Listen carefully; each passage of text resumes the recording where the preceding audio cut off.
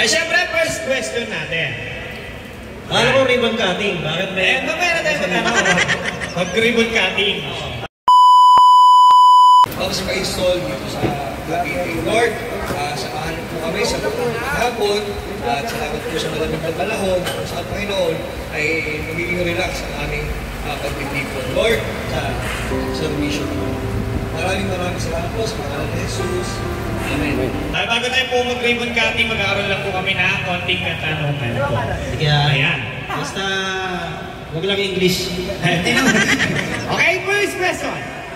Ano ang purpose o mission ng Pops Pa-Install kung bakit natin pinaparami at pinapalawak ang branch ng shop? So, yun.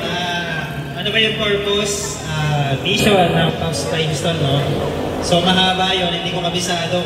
Summarize ko na lang. So, isa sa mga mission ng Pops, ayun, unang-una, kaya kami nagpa-branch out para makapag-provide ng job opportunities sa mga lugar, no? For example, dito sa Cavite.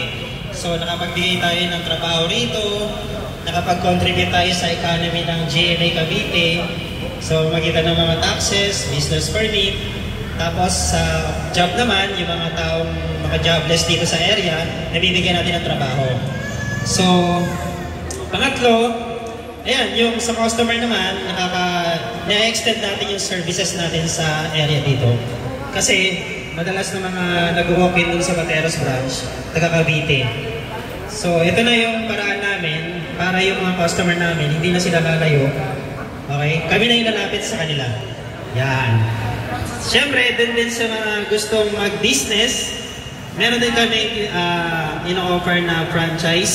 So, kung gusto nilang mag-negosyo ng motor shop, Pops Pa-Install, nandito rin kami para makapagbigay ng idea kung paano ba magnegosyo ng isang Pops Pa-Install. Ayan. So, ayun lang. And then, syempre, hindi mawawala yung giving back to the community, no? So, nagpa-participate kami sa mga community na nangangailangan ng tulong, especially dun sa mga Riders Club, na meron silang mga mission din, sumusupport kami ron. At ibang mga agenda, mga magagandang agenda ng mga riders group. Isa kami dun sa mga nagsusupport. No? So yun, giving back to the community. So hindi lang kami more on gaining, nag-giving back din kami. Ayun, palakpakan naman natin si Kuya. At syempre Kuya, last question na po. Ano po yung maaasahan ng mga nandirito ngayong araw na to? Ayan. Ayun, so sa mga ganitong event, yan. Hindi papayag ang Pops Pa-Install na uuwi ang bawat isa na walang dalang-dala. So, syempre, bukod doon, meron din tayong mga paraffol. Yung mga ipaparaffol natin, mga gadget, at the same time, yung mga Beam Master. Ayan. So, bukod doon sa mga freebies na makuha nyo, meron pa kayong chance na makakuha ng mga paraffol natin.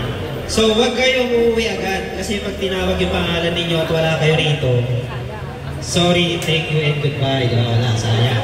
So, stay lang kayo. Mabilis lang naman yung program natin hanggang alas 11 lang naman. The rest sa customer na, 10 to 7. Ayan. So, yung program natin hanggang 11 lang. So, huwag na muna kayong alis. Okay? So, yun lang. Thank you and enjoy. Ayan, palakpakan naman natin si Pops Marson.